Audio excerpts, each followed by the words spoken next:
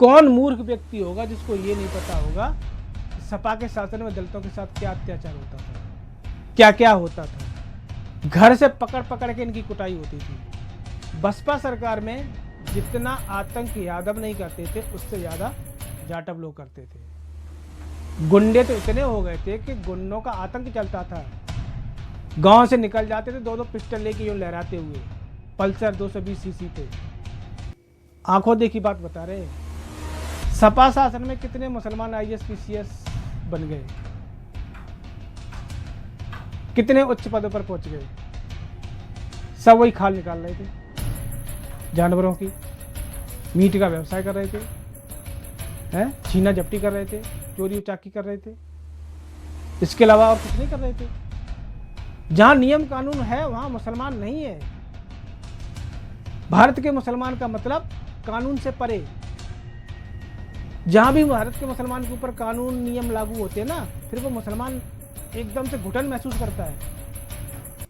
उसके अंदर खुजली मचती है कि ये हमारे साथ क्यों हो रहा है, हमें दबाया जा रहा है। वो कानून के दायरे में नहीं रहना चाहते हैं। उनको कानून के दायरे में रखा जाता है, कानून के दायरे में लाया जाता है।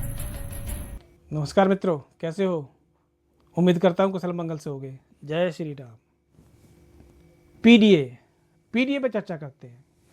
अखिलेश यादव का फॉर्मूला लोकसभा इलेक्शन में तो हिट हो गया कि पीडीए, हम पीडीए का वोट चाहिए हमें, हम पीडीए के लिए काम करेंगे।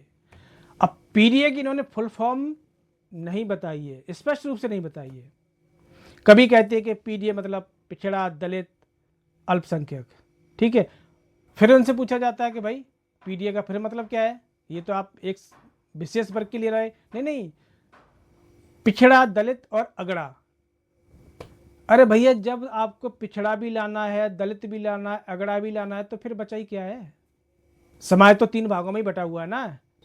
जब ये तीनों आ ही गए फिर बचा क्या है?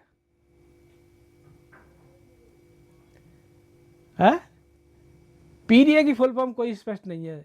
सीधी सी बात है, पीडीए का मतलब यही है कि पिछड़ा, दलित और अल्पसंख्यक, और अल्पसंख्यक में वो भी मुसलमान, सिर्फ मुसलमान। यही पीडीए की इनकी परिकल्पना है, ठीक है। अब पीडीए पीडीए कहने से क्या लगता है अखिलेश भैया यूपी में विजय पा लेंगे? मुझे नहीं लगता कि अब पा पाएंगे, क्योंकि पिछड़े समाज को पता है कि जब जब सपा सरकार आई है तो पिछड़ों के नाम पर किसको आरक्षण मिला है और किसको मतलब इसका फायदा मिला है।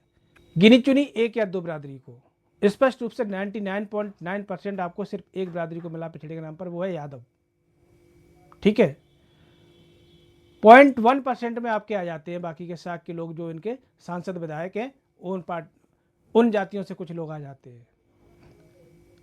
बाकी पिछड़े में कुछ नहीं है। पिछड़े का मतलब सिर्फ समाजवादी पार्टी में यादव है। यादव के अलावा किसी और पिछड़ी जाति के लिए इन्होंने कुछ नहीं किया। इतिहास है, उठा के देख लो जिन लोगों को यकीन नहीं है। अब आते हैं दलित पर। कौन मूर्ख व्यक्ति होगा जिसको ये नहीं पता होगा कि सपा के शासन में दलितों के साथ क्या अत्याचार होता था, क्या क्या होता था। घर से पकड़ पकड़ के इनकी कुटाई होती थी। दलितों में भी वो एक जाति है, एक जाति की विशेष है जिसको हम जाटव समाज बोलते हैं, जो मायावती के बिरादरी के है। वही लोग ज्यादातर मायावती के शासन में अपने आप को बहुत बड़ा समझने लगते थे। बसपा सरकार में जितना आतंक यादव नहीं करते थे उससे ज्यादा जाटव लोग करते थे, और उनके बस वही तिलक तराजू और तलवार, इनको मारो, ये सब चीजें, मतलब उद्दंडता। एक समाज होता है ना कि भाई अगर आपके समाज का कोई व्यक्ति ऊंचे पद पर पहुंचा है या पॉलिटिकल राजनीति में उच्च शिखर पर पहुंचा है, तो उसका कर्तव्य बनता है कि भाई अपने समाज के लोगों को शिक्षित बनाए, स्वरोजगार दे, ठीक है, उनको उन्नति के रास्ते पे लेके आए। लेकिन इनके साथ उल्टा है। गलती से अगर आप शेड्यूल कास्ट का कोई व्यक्ति उच्च पद पर पहुंच गया तो उनके जो सपोर्टर हैं उनको ये लगता है कि भाई हम तो अब राजा बन गए, और राजा कभी कोई काम नहीं करता है। राजा का मतलब उपद्रव। इसको गाली देना, उसको गाली देना, उसको पीटना, उसको मारना, यही सब होता था बसपा सरकार में। जो थोड़े बहुत पढ़े लिखे जाटव थे उनको सरकारी नौकरियां मिल गई हैं, बाकी सब का यही काम गुंडागर्दी करना, ऊट पटांग लूट घसोट करना है। मैं प्रत्यक्ष गवाह हूं इस चीज को, आंखों देखी बात बता रहा हूं, ठीक है। और यादवों पर सीधा अटैक करना बसपा सरकार में। और यूपी की विडंबना थी कि एक बार सपा एक बार बसपा, जैसे ही सपा सरकार आती थी पलड़ा उल्टा। यादवों ने चुन चुन के उठा उठा के जितने भी जाटव थे उपद्रव करते थे बसपा शासन में, उठा उठा घर से निकाल निकाल के उनकी कुटाई की है, घर से निकाल निकाल के उनकी कुटाई की है, सड़क पे ले जाके जो क्या भूसा भरा है उनके अंदर मार मार के। और इतनी छूट होती थी सपा शासन में, यादवों को किसी को भी मार सकते थे, जान से भी मार देते थे। गुंडे तो इतने हो गए थे कि गुंडों का आतंक चलता था। गांव से निकल जाते थे दो दो पिस्टल लेके यूं लहराते हुए पल्सर 220 सीसी पे। आंखों देखी बात बता रहे, ये चीजें देखी है लोगों ने। और इन्होंने कभी भी ब्राह्मण पे हमला नहीं किया, यादवों ने ब्राह्मणों पर डायरेक्ट हमला नहीं किया है। इनकी सरकार आते ही सीधा मायावती के जो सपोर्टर थे उन्हीं को पकड़ते थे, क्योंकि वही उनके प्रतिद्वंदी थे।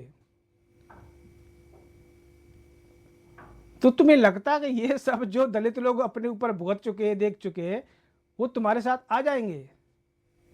कुछ लोग बहकावे में आ भी जाएंगे, ठीक है, लेकिन बाकी के लोगों को क्या, जो इस दौर से गुजरे हैं, जिनके परिवार वाले गुजरे हैं, वो लगता है आपके साथ आ जाएंगे? अगर आ भी जाते हैं तो मैं आज लिख के दे रहा हूं, उनका कुछ भला नहीं होने वाला। वही जूते पड़ेंगे, वोट मिल जाएगा आपका। जो हाल मुसलमानों का किया सपा शासन ने, वही हाल तुम्हारा होने वाला है। सपा शासन में कितने मुसलमान आईएएस पीसीएस बन गए, कितने उच्च पदों पर पहुंच गए? सब वही खाल निकाल रहे थे, जानवरों की मीट का व्यवसाय कर रहे थे, हैं, छीना झपटी कर रहे थे, चोरी उचाकी कर रहे थे, इसके अलावा और कुछ नहीं कर रहे थे। एक तरह से जानवर बना के रखा था। और फिर से अगर सपा सरकार आती है तो तुम्हें वे कुत्ता बना के रखेंगे, याद रखना, ये वो भूले नहीं है। दलितों का तो मुझे अगर थोड़ा भी विवेक होगा उनके अंदर, सपा के साथ तो नहीं जाएंगे। और पिछड़े की तुम्हें पता ही बता चुका हूं मैं, पिछड़ा समाज में सिर्फ यादव इक्वल टू पिछड़ा, जो भी आरक्षण होगा उसका फायदा पूरा का पूरा एक जाति ले जाएगी, एक जाति ले जाएगी। अल्पसंख्यक, उन्हें कुछ नहीं चाहिए, गुंडागर्दी चाहिए, लूट खसोट चाहिए, तो वो सपा शासन में उनको मिलता था, तो वो तो अभी रहेंगे। ओवैसी का इतना जनाधार है नहीं यूपी में कि ओवैसी को वोट देकर वो अपना वोट बर्बाद कर लें। वो अपना वोट तो बर्बाद नहीं करेंगे, ओवैसी को तो वोट नहीं, यूपी में तो नहीं मिलेगा। हाँ, कुछ कुछ युवा मुसलमान हैं वो उसको वोट कर देंगे, लेकिन उससे कुछ होने वाला नहीं है। जितने भी बड़े बड़े मुसलमान हैं उच्च पदों पर बैठे हैं राजनीति में, वो आज भी सपा सरकार को सपोर्ट करेंगे, क्योंकि सपा सरकार में उन्हें छूट मिल जाती है, उनके ऊपर कोई नियम कानून काम नहीं करता है। जहां नियम कानून है वहां मुसलमान नहीं है। भारत के मुसलमान का मतलब कानून से परे। जहां भी भारत के मुसलमान के ऊपर कानून नियम लागू होते हैं ना, फिर वो मुसलमान एकदम से घुटन महसूस करता है, उसके अंदर खुजली मचती है कि ये हमारे साथ क्यों हो रहा है, हमें दबाया जा रहा है। वो कानून के दायरे में नहीं रहना चाहते हैं, उनको कानून के दायरे में रखा जाता है, कानून के दायरे में लाया जाता है, जैसे हमारे बाबा ला रहे हैं कानून के दायरे में। अब ये चीज़ें आपके दिमाग में आई हैं, समझ में आई है, तो पीडीए वालों को सपोर्ट करो, वरना योगी बाबा जिंदाबाद। जय श्री राम।